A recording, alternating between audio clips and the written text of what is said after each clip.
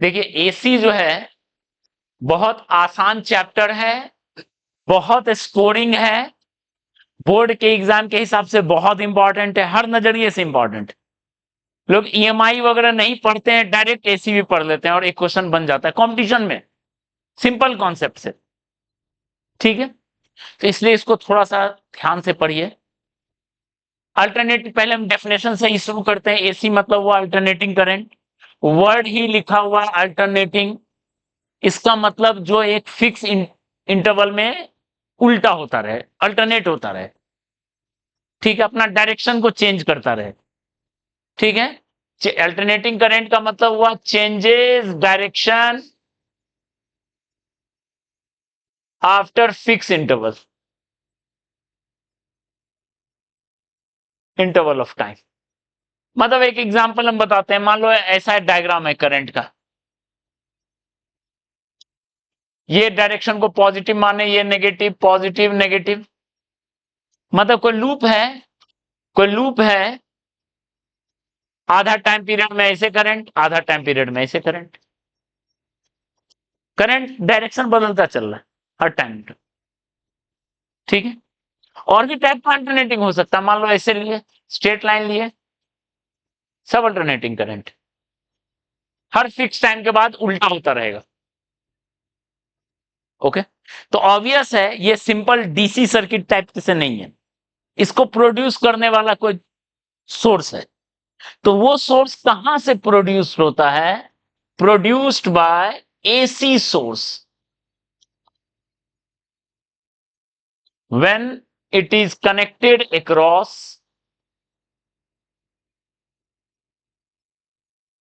various elements L, C, R।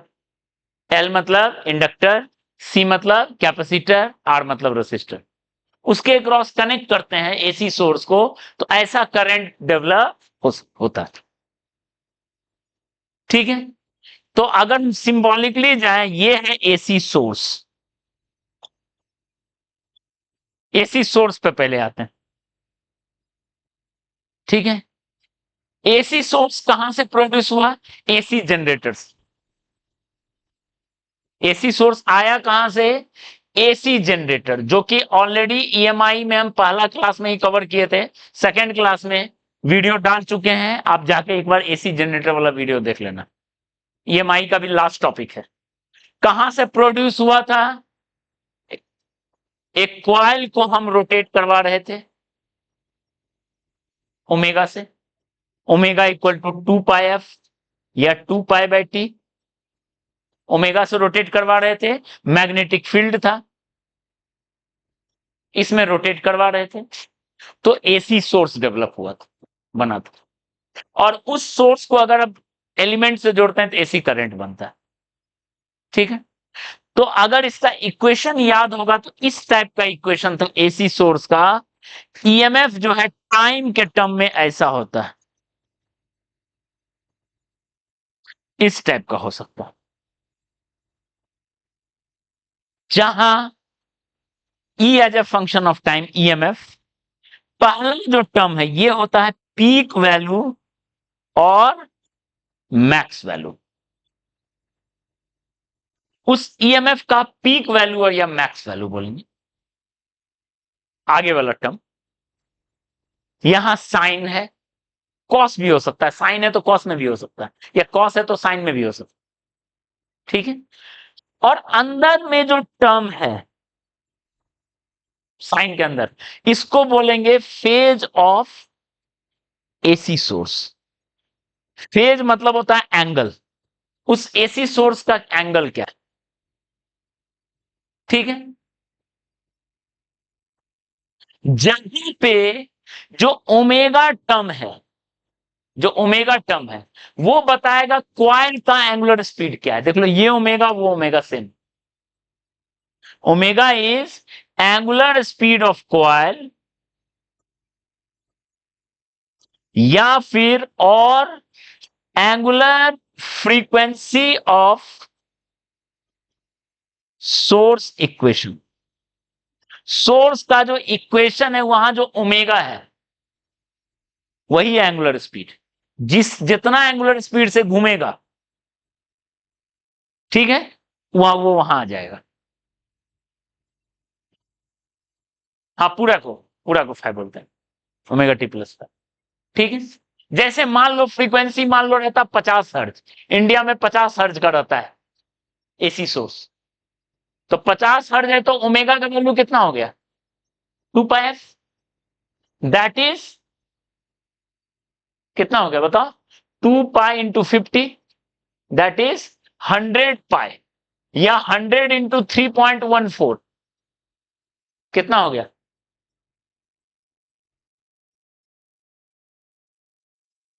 ठीक है, यानी इतना रेडियन पर सेकेंड। देखो रेडियन पर सेकेंड, यानी इसके घूमने का जो रफ्तार है, 1 सेकेंड में 100 पाई एंगल घूम रहा है। यानी इसका मतलब coil rotates 50 times in 1 second. Frequency का मतलब वही हो गया ना। Time period of rotation 1/50, 0.02 second. 0.02 second में एक बार घूम जा रहा है कॉइल, और वही आ जा रहा है वहां इक्वेशन में। क्लियर है? तो कॉइल के रोटेशन पे डिपेंड कर रहा है। ठीक है, अब आते हैं peak value E0, that is peak value. वो एक्सप्रेशन अगर किसी को याद है, क्या होता था? ये कई बार PYQ में आया हुआ क्वेश्चन है। NBS omega, where N is number of turns. बहुत इंपॉर्टेंट है, डायरेक्ट आता है क्वेश्चन ये। घूम रहा है कितना पीक वैल्यू होगा? ठीक है, N is number of turns, B is field, magnetic field, S is area of loop, और ओमेगा क्या है? Is angular speed.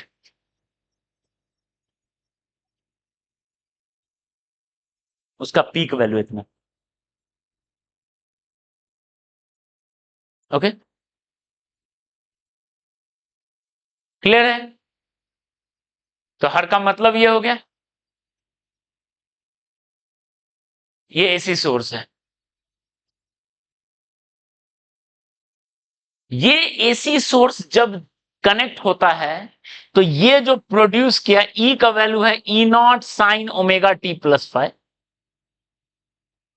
ये जो करंट प्रोड्यूस कर रहा है, ये एसी सोर्स हो गया।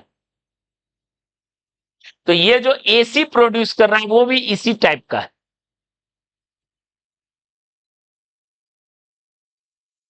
ये भी इसी टाइप का, एसी टाइप का ये।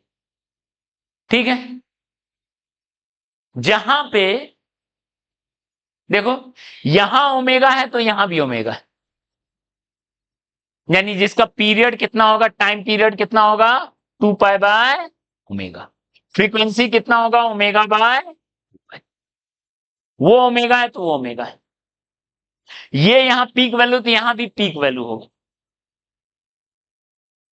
एक पीक वैल्यू होगा, ये पीक वैल्यू ऑफ करंट। अभी आते हैं, ठीक है। तो एसी सोर्स को अगर रेसिस्टर कैपेसिटर सबसे कनेक्ट करो, तो एसी करंट बनाएगा। ये पीक वैल्यू और ये पीक वैल्यू में एक रिलेशन, ठीक है। Peak value of current EMF bye peak value of current, ध्यान दो। ये ईएमएफ बाय करंट क्या होता था? रेसिस्टेंस होता था। ईएमएफ बाय करंट क्या होता था? Resistance of loop. यहां बोलेंगे इंपीडेंस ऑफ लूप, उस सर्किट का इंपीडेंस। सर्किट का रेसिस्टेंस नहीं बोलेंगे, इंपीडेंस बोलेंगे। क्लियर है? उसका पीक बाय इसका पीक। ऑब्वियस है, इसका यूनिट डायमेंशन होगा रेसिस्टेंस, ऐसा unit and dimension like resistance. Resistance ही है, पर एसी में रेसिस्टेंस को इंपीडेंस बोलते हैं। ठीक है,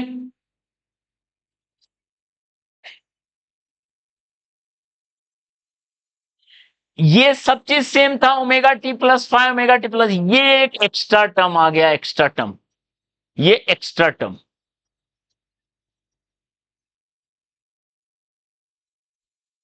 ठीक है, एक्स्ट्रा टर्म आ गया। एक्स्ट्रा टर्म का मतलब क्या हुआ उसको समझते हैं। Del is called phase difference between EMF and phase difference between source and current। Word देखो क्या है, सोर्स है ये, करंट है ये, ठीक है। और फेज का मतलब होता है एंगल, फेज मतलब एंगल, इसका एंगल इतना और इसका एंगल इतना, तो डिफरेंस क्या है, इसलिए इसका नाम है फेज डिफरेंस। करंट और सोर्स के बीच में एक एंगल का भी डिफरेंस हो सकता है, ठीक है, डेल का वैल्यू हो सकता है। कैसे होगा, क्या होगा, सब सीखेंगे। हम एक समराइज पहले कर दे रहे हैं, ठीक है। तो बताओ डेल का वैल्यू ये है, तो अगर डेल पॉजिटिव है, पॉजिटिव नेगेटिव कुछ भी हो सकता है, डेल पॉजिटिव, तो हम बोलेंगे करंट लीड्स वोल्टेज, ये लीड कर रहा है वोल्टेज, ठीक है। या वोल्टेज लैग्स करंट, सोर्स जो है लैग कर रहा है या करंट लीड कर रहा है, एक लीड लैग। और ऐसा जो सर्किट होता है उसको बोलते हैं कैपेसिटिव सर्किट, मतलब उस सर्किट में कैपेसिटर का रोल बहुत ज्यादा है, कैपेसिटर का रोल एसी के हिसाब से ज्यादा, ठीक है। टेल अगर नेगेटिव, उसको बोलेंगे आई लैग्स ई, या वर्ड समझ में आना है। अच्छा, कैपेसिटिव क्यों बोलेंगे, समझ में आएगा। बस जिस सर्किट में करंट लीड कर रहा है उसको बोलेंगे कैपेसिटिव सर्किट, जिस सर्किट में करंट लैग कर रहा है उसको बोलेंगे इंडक्टिव सर्किट, इंडक्टर का रोल, वहां इंडक्टर का रोल ज्यादा है कैपेसिटर से, ठीक है। और जिस सर्किट में I and E are in same phase, ठीक है, सेम फेज, मतलब डेल का वैल्यू 0, दोनों का इक्वेशन बराबर है, नो फेज डिफरेंस, उसको बोलेंगे कौन सा सर्किट, रेसिस्टिव सर्किट,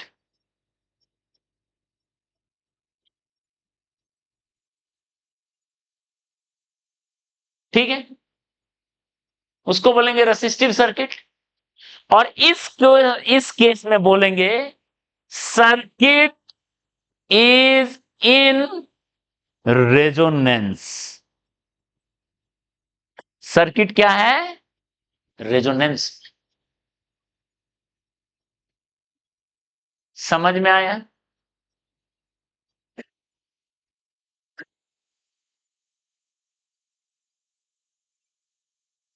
ठीक है,